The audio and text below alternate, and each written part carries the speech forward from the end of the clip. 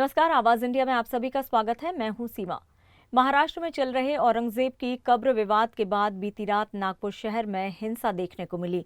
विपक्ष ने इस हिंसा को लेकर राज्य सरकार पर सवाल उठाए हैं। इस पर शरद पवार राष्ट्रवादी विधायक जितेंद्र अहवाट से बातचीत की हमारी संवाददाता ज्योत्सना गंगने ने।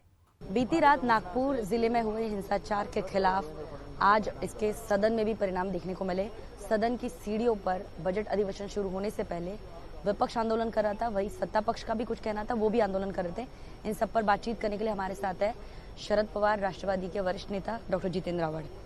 सर, आज विपक्ष तो आंदोलन करता है, ये तो परंपरा होती है, लेकिन विपक्ष भी अपने हाथों में पोस्टर लेकर सदन की सीढ़ियों पर आंदोलन कर रहा था। सत्ताधारी पक्ष ठीक है, अच्छी बात है, दे रहा है, दुरुस्त है। अब उनको आंदोलन की याद आ रही है, वो भी औरंगजेब ने उनको याद दिलाई है।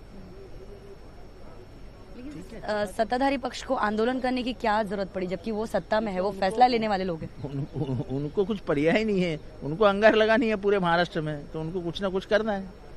सर, नागपुर शहर की अगर बात करें, नागपुर के जितने भी विधायक हैं, वो सत्ता पक्ष के हो, महाविकास आघाड़ी के हो, वो हमेशा अभी यही कह रहे कि नागपुर एक शांत जिला है, नागपुर एक शांत शहर है, मेट्रो सिटी है। महाराष्ट्र पूरा शांति के लिए जाना जाता है, पहचाना जाता है।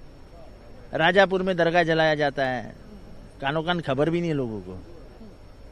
पर ये याद रखो, उधर जो दरगाह जलाने गए थे वो भाग गए, लेकिन बचाने वाले सब हिंदू थे। उनका सबका नाम लिखा है मैंने। ये जो माहौल तैयार किया जा रहा है, उससे नुकसान महाराष्ट्र का होने वाला है और बहुत लंबा नुकसान होगा। नागपुर में जो हिंसाचार, जो अगजनी देखने को मिली, उसके लिए आप किसे जिम्मेदार मानते हैं? पुलिस की अकार्यक्षमता है, तुम्हारा इंटेलिजेंस फेलियर है। इतना बड़ा हादसा होने जा रहा है और पुलिस को पता भी नहीं है, और मुख्यमंत्री के शहर में मुझे तो डर है कि कहीं मुख्यमंत्री को बदनाम करने की साजिश तो नहीं है। कौन कर सकता है ऐसे, क्योंकि गृह मंत्री पद भी कौन करता है, क्या करता है? पुलिस को कानों कान खबर नहीं है कि दंगा हो रहा है, चद्दर जलाई जा रही है, चद्दर पुलिस उधर ही रख देती है। वो चद्दर से तो सब लपड़ा हुआ।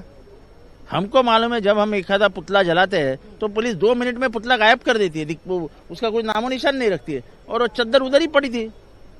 जिस चद्दर की वजह से लोगों की दिमाग खराब हो गए। तो ये चद्दर उधर रखने का वजह क्या थी? कौन जिम्मेदार है वो चद्दर रखने के लिए? पुलिस। और कई संगठन जो है वो ये कह रहे कि हम बाबरी जैसा माहौल फिर से कर देंगे। बाबरी तुम्हारे हाथ में सत्ता है, केंद्र सरकार तुम्हारा है, राज्य सरकार तुम्हारा है। तुम्हें जो मांगता है वो कर दो। पूरा एक बुलडोजर लेके आओ, पोकलेन लेके आओ, खोद दो वो कबर, क्या फर्क गिरता है? अभी तुमने महाराष्ट्र की संस्कृति खोद दी है, कबर खोदने से क्या होने वाला है?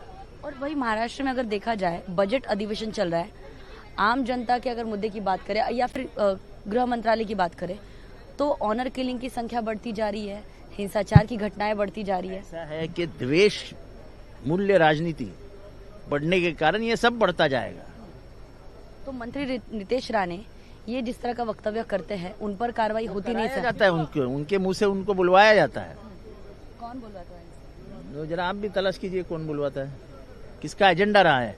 तो ये मंत्री नितेश राणे की व्यक्तिगत भूमिका है, ऐसा भी तो भाजपा के नेता कहते हैं। तो फिर व्यक्तिगत भूमिका मंत्रिमंडल के सदस्य की नहीं हो सकती है, वो कलेक्टिव रिस्पॉन्सिबिलिटी के तहत कैबिनेट में है।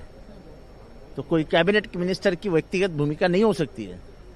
तो क्या कार्रवाई में भी, क्योंकि विपक्ष का आरोप है कार्रवाई में भी भेदभाव किया जा रहा है, कोरटकर, सोलापुरकर, इन पर कार्रवाई होती नहीं, अबू आजमी पर कार्रवाई होती नहीं है। कोरटकर और सोलापुरकर इनके रिश्तेदार है, कैसे होगी कार्रवाई? आप क्या सोच रखते हैं आप? तो सर, अगर सदन की सीढ़ियों पर आंदोलन करने नहीं दिया जा रहा है, विपक्ष का ये भी कहना है कि हमें अधिवेशन जो चल रहा है उसके दौरान भी विपक्ष के नेताओं को बोलने नहीं दिया जा रहा है, तो महाविकास आघाड़ी की या विपक्ष की क्या भूमिका रहेगी? क्या भूमिका है? चुपचाप बैठो, मार खाने को मिल रहा है, खाओ, और क्या करेंगे? क्या कर सकते हो तुम? कुछ नहीं कर सकते हो। लोगों ने इतना भारी बहुमत देके रखा है कि ये तुम्हारे गणतंत्र के ऊपर ये जो हो रहा है वो अमानुष अत्याचार हो रहा है, बलात्कार हो रहा है गणतंत्र के ऊपर। सहन करो। लेकिन सर, अब आप हमेशा आंदोलन वाली आपकी भूमिका रहती है, आप भले ही नेता मंत्री रहे, लेकिन सड़क पर उतरना कभी आपने नहीं छोड़ा। अगर बात आम जनता की, विषय क्या है? 300 साल पुराना विषय निकाल के अगर महाराष्ट्र का माहौल खराब किया जा रहा है, तो फिर महाराष्ट्र के लोगों को सोचना चाहिए कि भाई हम क्या कर रहे हैं। ठीक है, अच्छी बात है। अगर आपको लगता है कि महाराष्ट्र का माहौल खराब होना चाहिए तो होने दीजिए, हम क्यों रोके उसको। मैं तो बिल्कुल बीच में नहीं आऊंगा। जाओ खराब करो, जलाओ, जलने दो, लोगों को मरने दो।